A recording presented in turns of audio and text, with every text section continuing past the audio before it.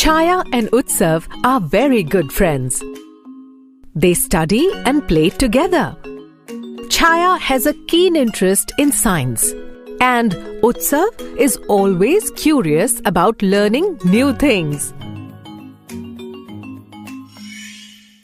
Once both of them were studying together in Chaya's room, but Utsav was not being able to concentrate much in studies that day. Suddenly, Utsav notices something on the mirror of the dressing table. What are you looking at in the mirror, Utsav? Chaya, I am thinking that how we are able to see our picture, I mean our image in the mirror, whereas we don't see it in a water glass. Nice question. I know this much that it is somewhat related to the light. Let's go to the courtyard and do some experiments over there.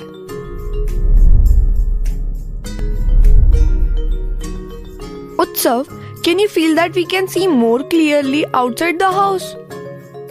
I agree. The sunlight is much brighter than the light of the room's bulb. Absolutely correct. We are able to see due to light. Light is necessary to see things. When the light reaches our eyes after getting reflected by some object, then only we are able to see that object. Chaya, I did not get that. Light reaches to us after getting reflected back. But light rays go straight through the water and we are able to see inside it too. Also, we can see a little bit through water glass. Wait a minute. Chaya goes inside and brings back a glass full of water and 2 1-rupee coins. Utsav, look attentively. Chaya drops a coin in the glass filled with water and lifts the glass with one hand and the other coin in the other hand. Utsav, which coin can you see more clearly? The one in the glass or the other one in my palm?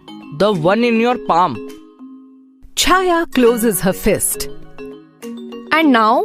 How can it be seen now? You have closed your fist. Now, can you see the glass of water? What are you talking about? How can I see it when you have covered the glass by your hand? Utsav, some things are transparent, while some are not transparent. The things through which light can pass completely are known as transparent. For example, water, clear glass, and many things made from plastics like water bottles. We can see through these things. We can see an object when light passes through it and reaches us after getting reflected back from it. Let's come to things through which light cannot pass, are known as opaque objects. Light either bounces into another direction after hitting the objects or goes back. Chaya, I can understand a little bit now. Please explain it a bit further. Alright, look at those trees. Can you see their shadow? Shadow, that's you. But yes, I can see the shadow of the trees. Yes, the meaning of my name is shadow. Shadow of an object. Utsav, if you see attentively, you can see that the shadow of the glass of water is so light and we are almost unable to see the shadow of water. Whereas, the shadow of a ball is so dark. Shadow is formed when an opaque object comes in between the path of light. Like you can see shadows at the places where trees are coming in the path of the light, we can't see through such objects. Chaya, there are some things that I still can't understand. Like normal glass is transparent, but then how we are able to see our image in a mirror glass? Utsav, this question is a bit tough. How shall I explain it to you? Alright, let's take help from our science book. Chaya brings back her science book and opens it to read. Yes, I had forgotten this thing. Utsav, there are some objects other than transparent and opaque which are known as translucent objects. These are objects through which light can pass partially, like butter paper and frosted glass, etc. Okay, understood. But I still did not get the answer to my question. I am telling you, have some patience and stand in front of the mirror. Now look first.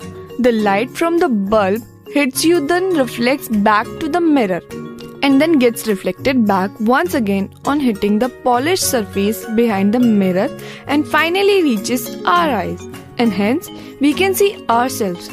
In the very similar way, we are able to see the image of every object placed in front of the mirror. When light bounces back after hitting the objects, then this process is known as reflection of light.